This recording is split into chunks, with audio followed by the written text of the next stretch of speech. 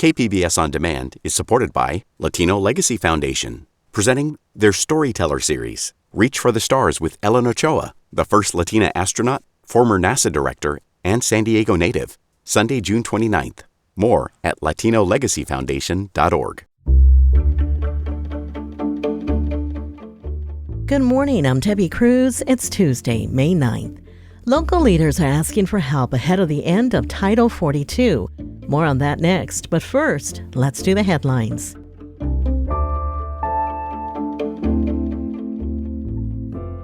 2 new safe sleeping sites will open in the city of San Diego later this year.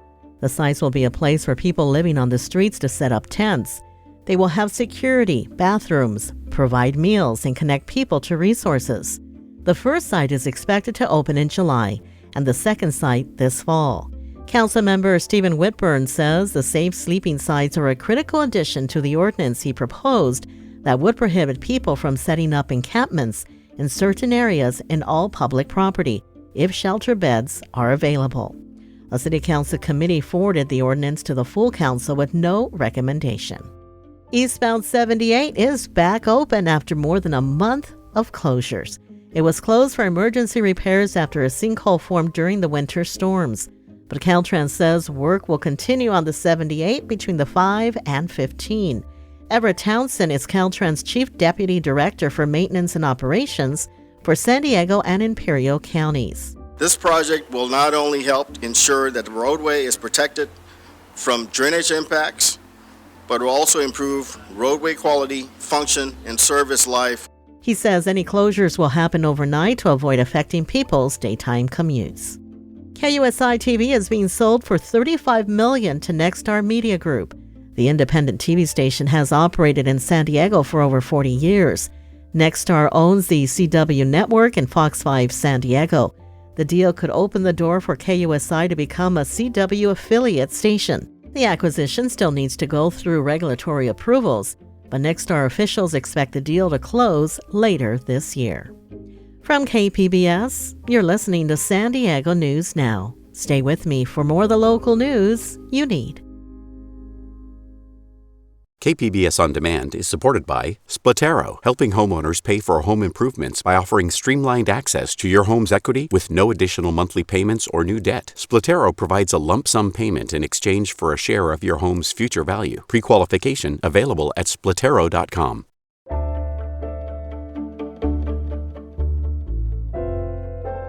Title 42 is coming to an end on Thursday. Reporter Kitty Alvarado spoke with local leaders to find out if they're ready for the influx of migrants. Thousands of people from around the world who have been prevented from seeking asylum under the emergency COVID law must be processed and allowed in starting Thursday. Right now, the county is not prepared financially or otherwise to endure having 1,000 people straight released every day. That's San Diego County District 2 Supervisor Joel Anderson. We have estimates that say maybe we get 100 people a day being street released, and then we have others that say it could be as much as 1,000 or 10,000.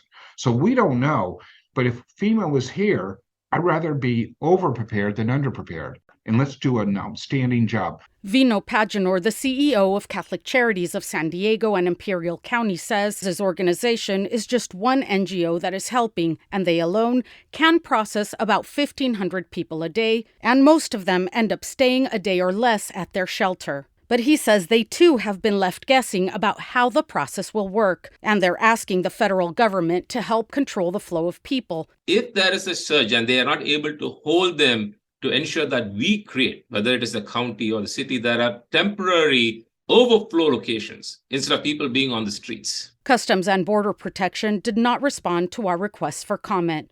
Kitty Alvarado, KPBS News.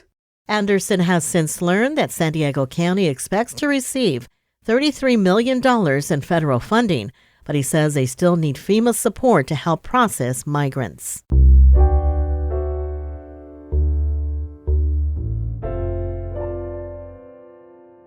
What would happen if there was no childcare? Likely total economic upheaval. Reporter Tanya Thorne says that's the point childcare providers and parents wanted to make yesterday at an event called A Day Without Childcare. In San Diego, members from the Child Care Providers Union organized the event. They say child care providers should get better pay. Rosa Estrada has been a child care provider for 18 years. A pesar de que no tenemos beneficios tales como pues de retiro, vacaciones, realmente hemos estado aquí. She says that even though she doesn't get benefits like retirement or vacation time, she's been there to help families. La verdad que el income que tenemos es demasiado ridículo. She says the income they get is ridiculous. Child care workers hope their voices can be heard to pave way for legislation that supports affordable care and quality jobs for care workers. Tanya Thorne, KPBS News.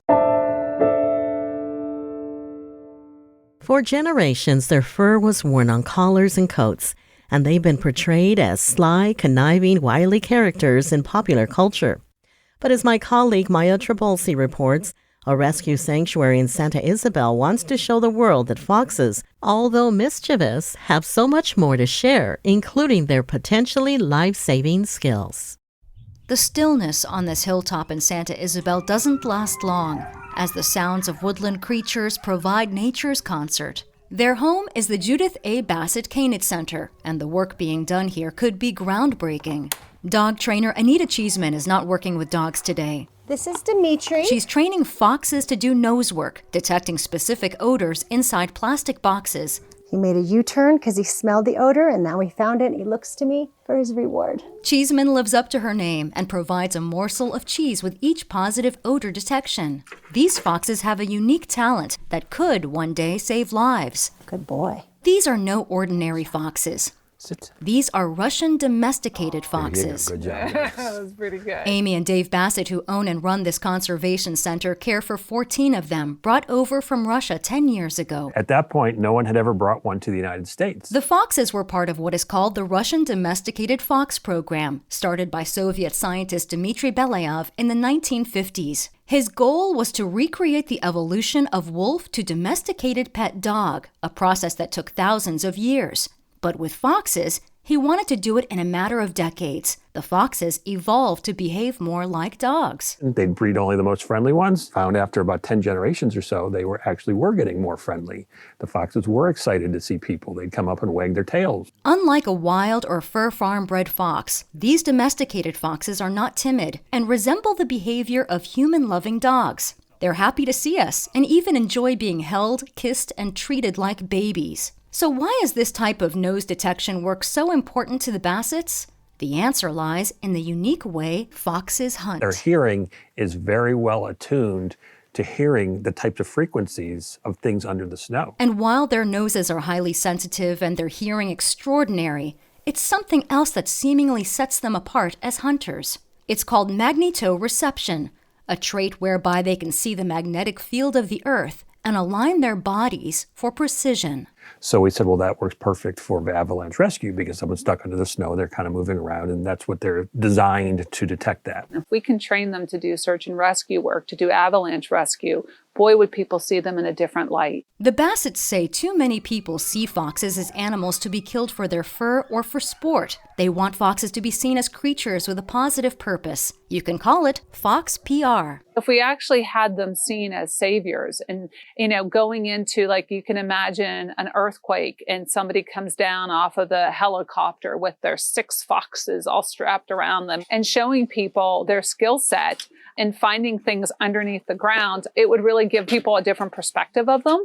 But first, there are biological and geopolitical challenges. The Russian program was partially funded by the NIH, but since the invasion of Ukraine, those ties have been cut. This means, at least for now, no more foxes can be imported into the United States. If they go extinct there, they're extinct. The Bassets say the foxes are also considered a source of pride, and their genetics intellectual property of the Russian government, so each one is sterilized to discourage any breeding outside of the Russian program. But even through generations of domestication, one little genetic hurdle remains. Bad girl. No, you're not going to do that. No, you can't bite that one.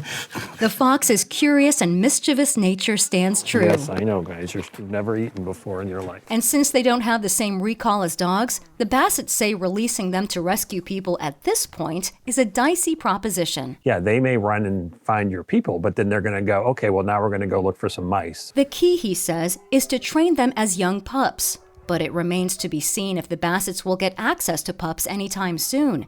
Even so, they're holding out hope that we could one day see these animals saving human lives. When people say you can't teach a fox to do search and rescues, we say, just watch us. Maya Trabulsi. Good girl. KPBS News. And the Bassets added that owning a pet fox is illegal in most states, including in California. Coming up, our KPBS Metro reporter joins me to talk about his new podcast, Freeway Exit. We'll have that and more just after the break.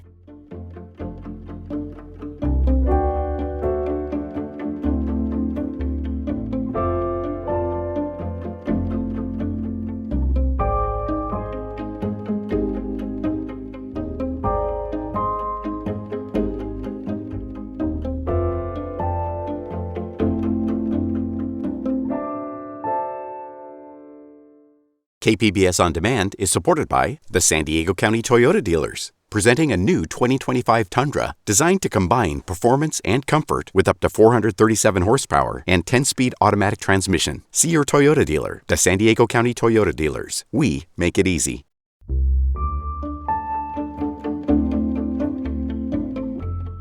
KPBS News is out with a new podcast today. Let's take a listen to the trailer for Freeway Exit. From KPBS in San Diego, I'm Andrew Bowen, and I want to talk to you about freeways. Here in Southern California, and a lot of the rest of the country, freeways are the backbone of our transportation system. Many of us drive on them almost every day, and few of us can remember a time without them. As a city and as a society, I think we're moving past the era of abundant freeways. Despite all of the great opportunity they provide, we can't ignore the social and environmental impacts that come along with them. Most of our freeways were completed decades ago, but we're still paying for them with a lot more than just dollars and cents.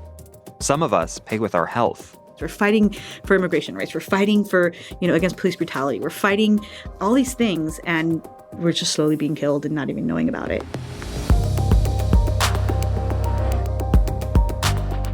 All of us pay with our environment and quality of life. There's lots of particulates in the air, and they're all drifting down into this area. Of course, it's noisy. And of course, we pay with our time. Northbound 805 heavy, National City to the 163 from a couple of earlier accidents. South 15. Freeways are a part of our history. We are pushing ahead with a great road program.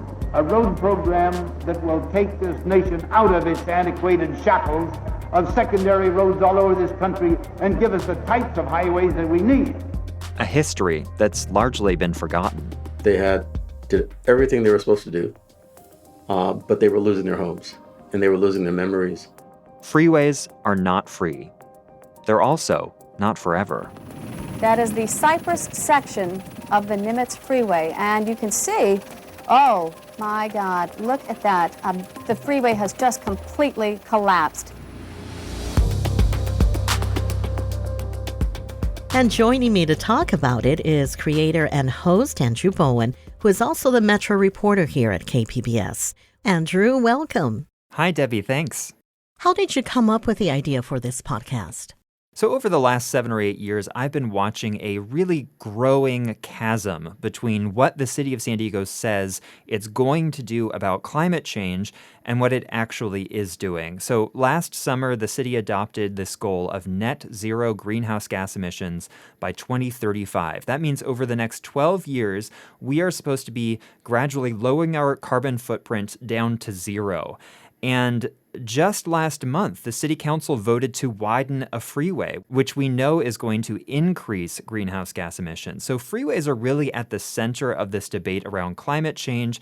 We're debating infrastructure, our quality of life. There's so much around freeways that we still haven't decided yet, or that we're still disagreeing over. They're a part of our culture and our history. And so it just really seemed like a good time to dig a bit deeper into this subject matter and put it all in a podcast.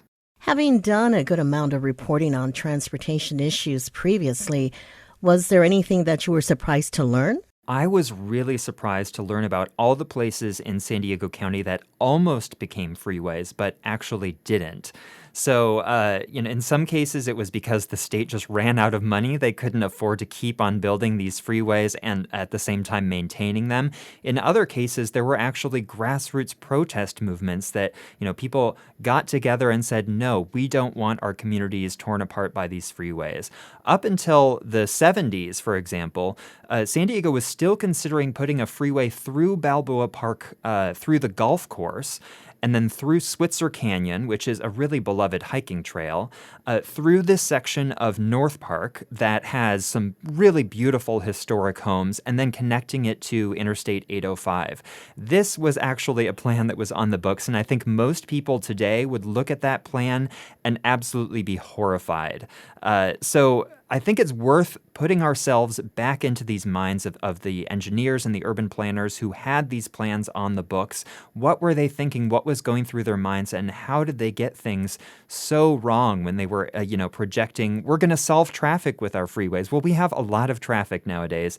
And so it's worth thinking back to how people were approaching these problems in the mid-20th century. And, what can we learn from that? And what else do you hope listeners take away from the podcast?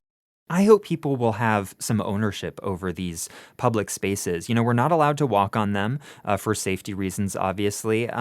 But there are a few times when they close down a freeway and Caltrans will let people, get on them and just explore a little bit. That's going to be happening for the Rock and Roll Marathon on the 163 through Balboa Park. I hope people start to see freeways as something not just to drive through, but a place to actually stay and consider what this place used to be, and start thinking about the future of, what are we going to do with these massive public spaces that are really owned by us, the people. Okay, very good. And how can people listen to the podcast? So the first 2 episodes are streaming now. You can find it on Apple Podcasts, on any podcast platform or app. Also, kpbs.org/Freeway Exit. 1 episode will be premiering per week. We've got 6 total, so the final one will be premiering on June 6th. I've been speaking with KPBS Metro reporter Andrew Bowen, the creator and host of the new KPBS podcast, Freeway Exit. Andrew, it was so nice speaking with you. I'm looking forward to listening to your new podcast. Thanks so much, Debbie.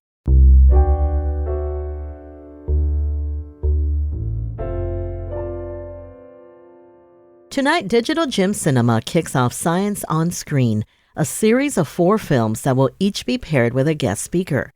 Film critic Beth Accomando previews the series. Science on Screen uses imagined futures to explore a current range of issues from race to AI. First up is Alfonso Cuarón's Children of Men. It depicts normalized violence to people of color and undocumented migrants. Refugees Studies researcher Shevin Sonich says the movie is no longer futuristic sci-fi. One thing that I'm really hoping to achieve is making people notice that such a dark, dystopian future is actually the reality for millions of people. And it makes us to empathize more and maybe look deep down in ourselves to understand what brings hope to us. It is one of the main questions that the movie is dealing with. There are all this despair and hopelessness. And within that violence and the horrible conditions that they are subject to, they are trying to find meaning to what's going on and find the meaning so that they would have a hope for a future. And very cleverly, the boat that they are trying to reach is named Tomorrow. So what brings hope, what brings a hopeful tomorrow for us is the question that I really want to discuss with the audience and maybe get their opinions and leave everyone with a very strong feeling of maybe we should hope more. Next week's film Technolust stars Tilda Swinton as a scientist who clones herself. Max Schaefer is in UCSD's Integrative Studies program, where they combine music technology and gender research. They see the film raising questions about genetic engineering. I think the movie presents itself in this sort of like non-serious, almost like 2000s aesthetic that feels a little different. It feels a little bit more like the kind of like hacker movie or like the sort of post-Matrix movie. And it does so in that sort of kind of artsy but low budget look. But at the same time, it's presenting like pretty serious questions around, there's concepts like, can you patent life? Can you patent a genome? Which people are still trying to actually figure out if you can do. Can you have sort of these birthed children by accident out of sort of AI technologies, out of genome technologies that maybe achieve a level of humanity that makes you kind of wonder if you're even allowed to parent it or allowed to control it or whatever. So I think all that stuff kind of comes up in the film that I think makes it interesting. Expect these questions and more at Science on Screen at Digital Gem Cinema in East Village every Tuesday in May. Beth Accomando, KPBS News. That's it for the podcast today. As always, you can find more San Diego news online at kpbs.org. I'm Debbie Cruz. Thanks for listening and have a great Tuesday.